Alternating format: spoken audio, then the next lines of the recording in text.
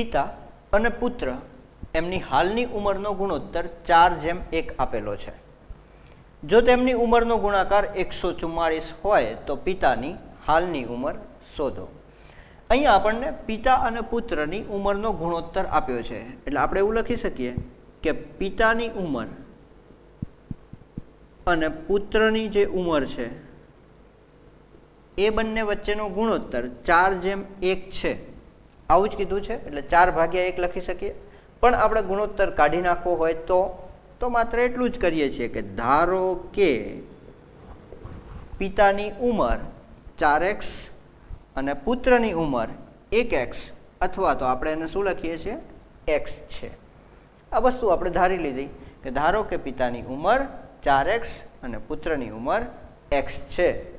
હવે એણે એવું કીધું છે કે તેમની ઉંમરનો ગુણાકાર 144 છે. એનો મતલબ કે આ જે બે ઉંમર છે એનો ગુણાકાર કેટલો થાય છે 144. એટલે આપણે બેનો ગુણાકાર કર્યો, પિતાની ઉંમર 4x ગુણ્યા પુત્રની ઉંમર x, એ બંનેનો ગુણાકાર એટલે એણે આપ્યું છે 144. સાદું રૂપ આપીએ તો આપણે એને 4x² લખી શકીએ અને બરાબર આપણને કેટલું આપ્યું છે 144.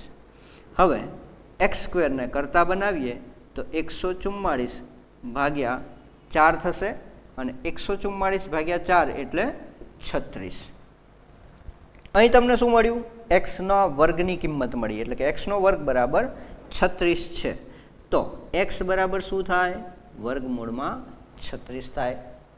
x બરાબર વર્ગમૂળમાં 36 અને 36 એટલે 6.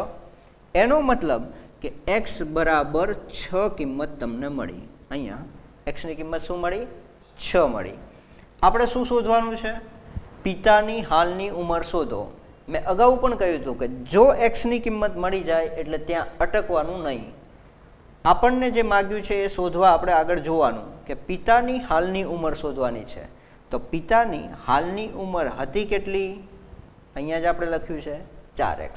તો પિતાની હાલની ઉંમર આપણે 4x ધારી છે, તો અહીંયા આપણે x ની કિંમત મૂકી દઈએ.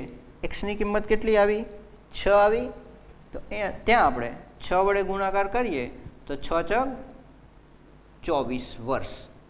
એવું કહી શકાય કે પિતાની હાલની ઉંમર 24 વર્ષ છે.